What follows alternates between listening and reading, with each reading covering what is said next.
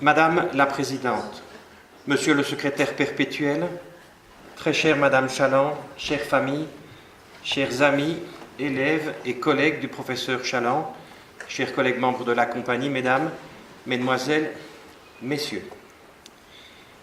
Le professeur Charles-Henri Chaland nous a quittés le 14 juillet 2017 au terme d'une existence professionnelle semée de multiples accomplissements et d'une vie familiale intense, riche et épanouie.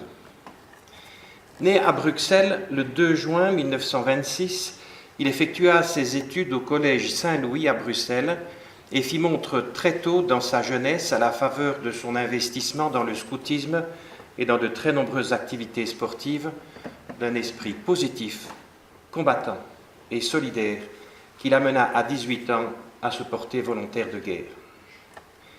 Fils de chirurgien, il effectue ensuite ses études de médecine à l'Université catholique de Louvain, dont il sort diplômé docteur en médecine, chirurgie et accouchement en 1953.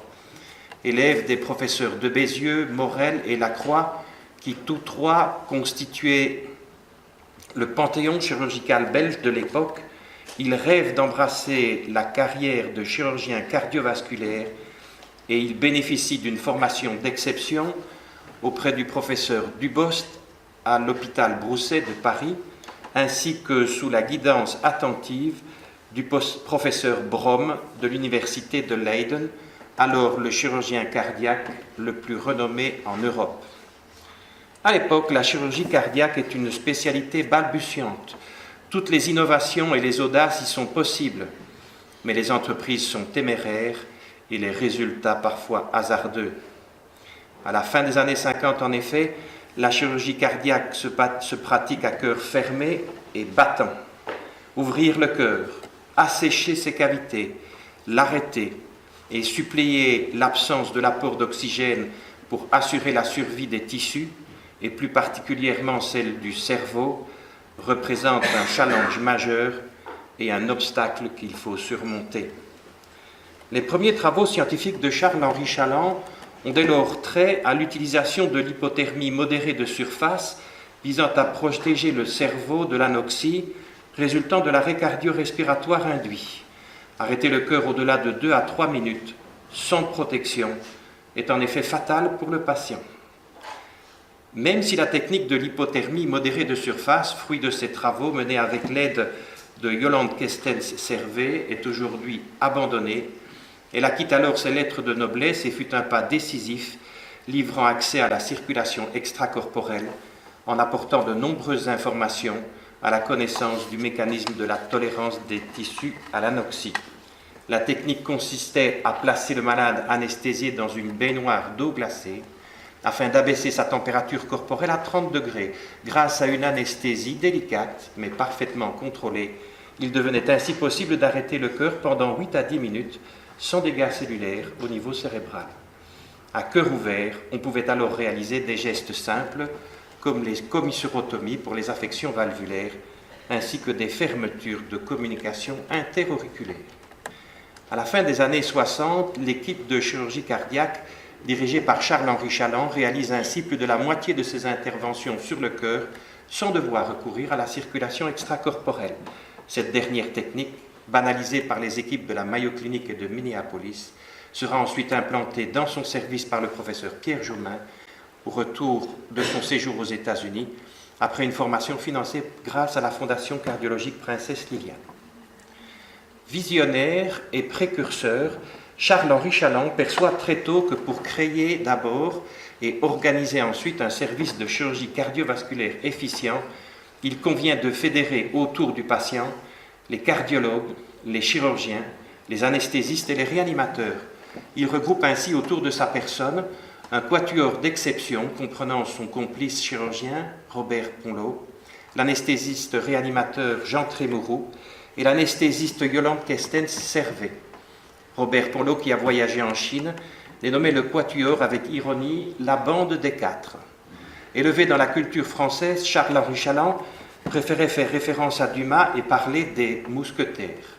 Si nul ne sait aujourd'hui à qui incombaient les rôles d'Aramis, Porthos et Athos, Il ne fait aucun doute que pour Charles-Henri Chaland, il suffisait d'endosser lui-même la cape du capitaine d'Artagnan. Ensemble, la joyeuse équipe soudée fonde le CCC, entendez le Centre de chirurgie cardiaque à la clinique Saint-Joseph d'Érent, quelques années avant le Wallenbeuten. En effet, il semblait évident qu'il fallait trouver et créer une unité de lieu dont le fonctionnement apparaissait alors chaotique. Ainsi, certains patients, pour être opérés, devaient traverser la Dyle en brancard pour passer de l'hôpital Saint-Pierre à l'hôpital Saint-Raphaël. Implanté dans la campagne du Brabant flamand, l'hôpital d'Érent convenait parfaitement à recevoir cette nouvelle activité, bien que le professeur Brom et certains confrères considéraient que ce petit bâtiment, dirigé par les Sœurs de la Charité, était bien éloigné du centre de Louvain et représentait donc le bout du monde. Les services francophones de radiologie, d'orthopédie, de chirurgien général y étaient cependant également localisés. À Érent, Charles Chaland se dédicace essentiellement à la chirurgie valvulaire et à la réparation des cardiopathies congénitales, alors que Robert Ponlot y privilégie le traitement des affections coronaires. Leur point de convergence au-delà du cœur est la chirurgie vasculaire, le premier s'intéressant plutôt à la chirurgie de l'aorte thoracique, le second à celle de l'aorte abdominale, des artères périphériques et du poumon. Très tôt, doté d'un esprit précurseur, Charles-Henri Chaland s'intéresse aussi à la transplantation cardiaque et y consacre de nombreux travaux. Les premières expériences réalisées chez le chien se soldent par une véritable hécatombe et des échecs cuisants. Mais son esprit persévérant, échappant à la désespérance, l'amène à développer des modèles expérimentaux sur le gros animal. Avec les mousquetaires réunis au complet, il réussit ainsi la première transplantation cardiaque isotopique chez le gros animal. Réalisée dans les caves de Kuregem, l'intervention a pour receveur un veau prénommé Rebecca, dont la convalescence est relatée au jour le jour dans les journaux de l'époque et peut être suivie en bordure d'une prairie qui jouxte l'hôpital de Érent, où nombreux sont les badauds qui se pressent pour venir constater des visu le miracle chirurgical de l'époque. L'intervention, réalisée en octobre 1967, jouit d'un retentissement scientifique et médiatique important, si bien que toute l'équipe se trouve reçue par le Premier ministre Paul van den Boenans au 16 rue de la Loi. 2 mois plus tard, alors que Shumway réalise aux États-Unis des travaux similaires, Chris Barnard, s'autonomisant de l'incertitude des résultats acquis, brûle la politesse à chacun et réalise au Cap la première transplantation cardiaque humaine. Le veau Rebecca, lui, survécut 59 jours, permettant de collecter de nombreux résultats qui restent un jalon de l'histoire de la transplantation cardiaque. Jalon méconnu ou peu reconnu, hélas, car faisant objection de conscience à passer le cap de l'application à la clinique humaine, Charles-Henri Chaland attendra les années 80 et la contribution décisive de la cyclosporine à la prévention du rejet du greffon pour réaliser, après Georges Primo à l'ULB, les premières transplantations cardiaques à l'UCL. Animé d'un esprit de création insatiable et vivace, Charles-Henri Chaland, s'adaptant bon gré mal gré à l'implantation des cliniques universitaires de l'UCL sur le site de Woluwe-Saint-Lambert, fonda en 1976 le programme de chirurgie cardiaque des autres cliniques de l'UCL implantées à Montgodine, dans le Namurois. Il y favorisa le grand essor de la chirurgie vasculaire auquel participa de façon significative le professeur Jean-Claude Scouvartz, lui aussi membre de notre compagnie. Tant à Saint-Luc qu'à Godin, il encouragea, après l'utilisation systématique des valves mécaniques, celle des homogreffes vasculaires et eut l'intuition précoce qu'il convenait de créer également une banque de ces homogreffes. Dans le même temps, son équipe amena de façon précoce l'étude de la revascularisation du myocarde au moyen de l'artère thoracique interne, technique directement inspirée de celle décrite par le professeur Green à New York. À ce moment, cette option, qui constitue aujourd'hui le standard of care, ne trouva hélas pas un écho enthousiaste en Europe, la plupart des chirurgiens la trouvant trop lourde, grevée de complications significatives et sans bénéfice pour le patient. Pour leur part, les cardiologues estimaient non physiologique la séquence du flux sanguin dans les coronaires et le débit insuffisant. Au soir de sa carrière, Charles-Henri Chaland regretta ce désintérêt, écrivant, je cite, « Nous avons eu tort d'avoir eu raison trop tôt. Nous avons ralenti ce programme à la fin des années 70 pour ne le reprendre activement qu'au début des années 80, alors que la perméabilité des greffons saphènes fut démontrée moins bonne que celle des greffons artériels. Enfin, Charles-Henri Chaland a toujours eu son cœur battant avec une tendresse particulière pour les enfants et donc pour la chirurgie cardiaque pédiatrique. Le développement de la chirurgie cardiaque dite de l'enfant bleu eut bien des difficultés à s'imposer dans le milieu médical de l'époque, car elle était grevée en Europe d'un pourcentage élevé d'échecs, alors que les médias clamaient que le succès était la norme aux États-Unis. Avec ses élèves, il fit de sorte que l'excellence et le succès fussent également la règle dans notre pays. Esprit universel, ouvert au monde, Charles-Henri Chaland considéra très tôt que l'expérience acquise par les chirurgiens cardiaques américains et européens se devait d'être partagée en particulier avec les pays défavorisés et avec le tiers-monde. Dans ses souvenirs, il écrit « Élevé par mon père dans une perspective humaniste de la chirurgie, j'ai appris à considérer que pratiquer la chirurgie cardiaque était avant tout un honneur pour celui qui s'y consacrait. À partir de là, le respect du malade et le devoir de partager cet honneur devenaient des automatismes. J'ai été génétiquement poussé à partager mon expérience professionnelle avec les plus démunis. » Dès lors, son service accueille de nombreux boursiers étrangers issus d'Afrique et d'Amérique latine. Dès 1966, il organise des missions d'enseignement et de chirurgie humanitaire, d'abord orientées vers le Congo, au sein de l'université Sœur de l'UCL, sise à Lovanium. En 1968, il se tourne ensuite vers la Bolivie.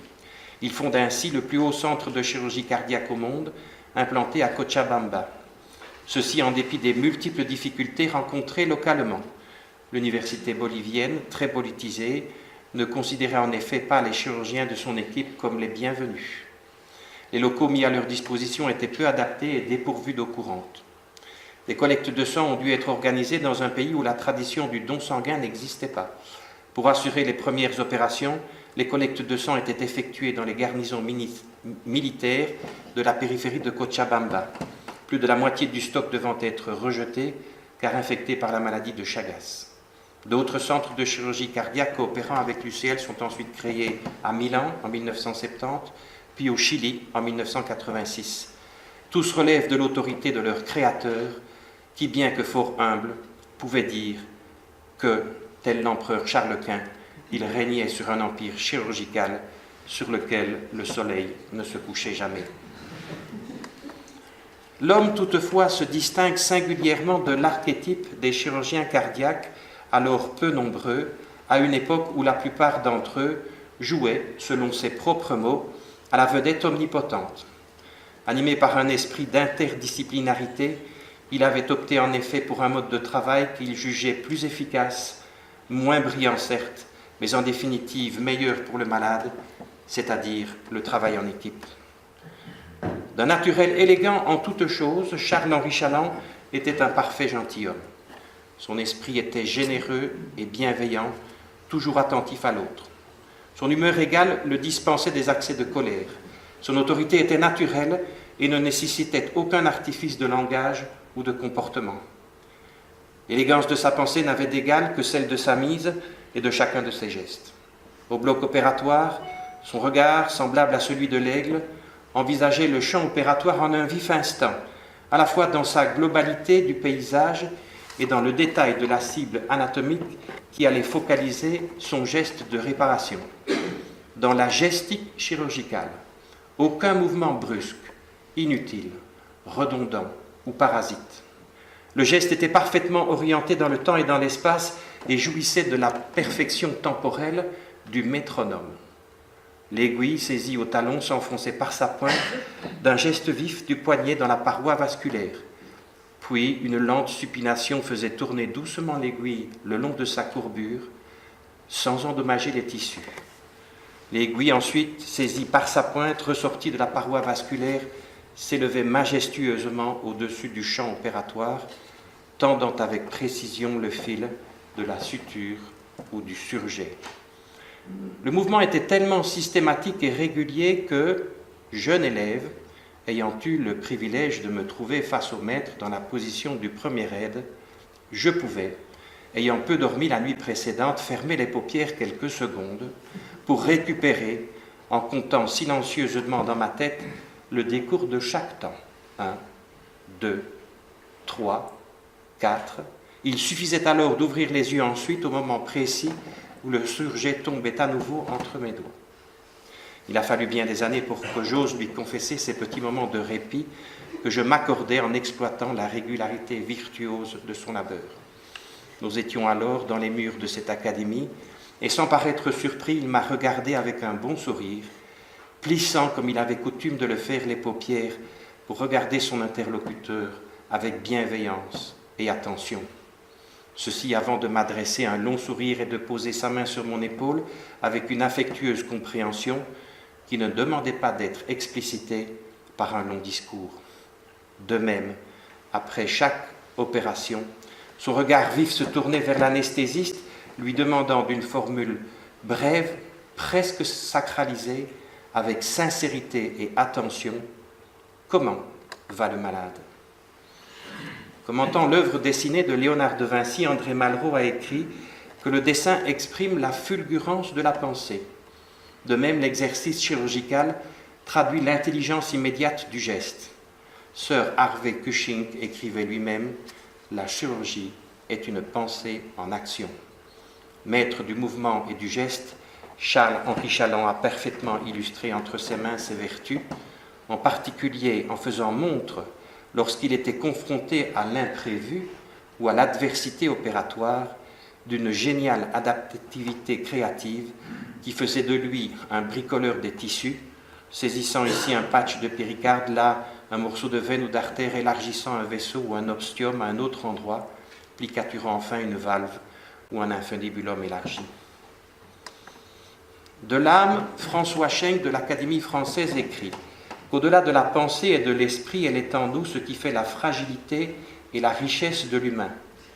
L'intelligence de l'esprit analyse, classe, crée, et se rattachant à la raison, raisonne. L'âme se rattache aux émotions, aux sentiments et à l'autre, au-delà de la raison même. Là où l'esprit raisonne, l'âme raisonne, c'est-à-dire entre en résonance dans la relation à l'autre. Nous n'aurons pas la prétention ici de décrire l'âme qui anima en toute chose le cœur noble et généreux de Charles-Henri Chaland. L'homme était modeste, distingué, parfaitement courtois et d'une bienveillance rare. Laissons-le, voulez-vous, décrire lui-même les contours de son âme au gré de ces quelques mots retrouvés dans ses souvenirs. Je cite : « La marche vers des lendemains tellement prometteurs doit être dirigée avec la plus grande rigueur. C'est ici que l'on doit exprimer pour l'avenir une inquiétude. Qui sera le juge de l'évolution de la médecine ? Le médecin ou le malade ? En paraphrasant Philippe Blondiot, nous pourrions dire : sera-ce le médecin qui risque de se laisser emporter par l'enthousiasme du novateur, ou bien au contraire le malade qui est le plus intéressé à l'innocuité du geste et à la qualité du résultat qu'il en attend ?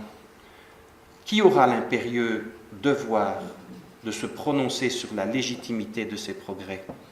Seule la sagesse et le souci de l'autre, c'est-à-dire du malade, devraient guider le choix entre une voie de routine aux solutions éprouvées ou une approche plus expérimentale. Plus que jamais, comme le disait Louis Jouvet, rien ne vieillit plus vite que l'avant-garde. L'acquis d'aujourd'hui sera démodé demain. Il faut saisir continuellement les progrès et maintenir la cape d'une médecine d'équipe demandant générosité et interdépendance, pour maintenir l'équilibre du couple qui unit et qui sépare à la fois la technique et l'homme.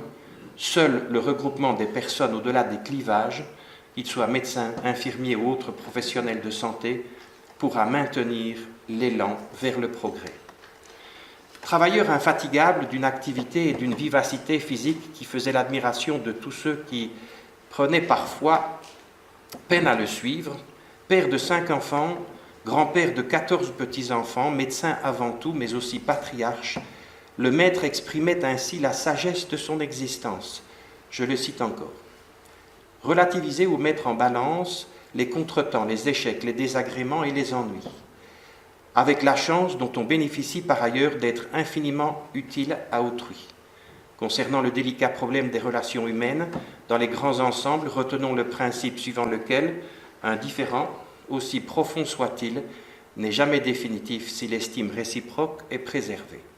Sagesse à méditer dans un monde où, confessons-le, les rancunes ont souvent la dent tenace et où les meurtres symboliques sont légion.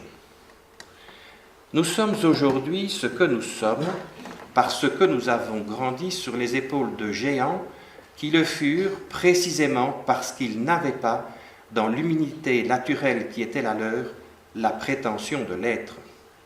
Or, à une époque où tout était à créer et où le monde était libre des contraintes qui s'exercent sur nous aujourd'hui, tout semblait possible.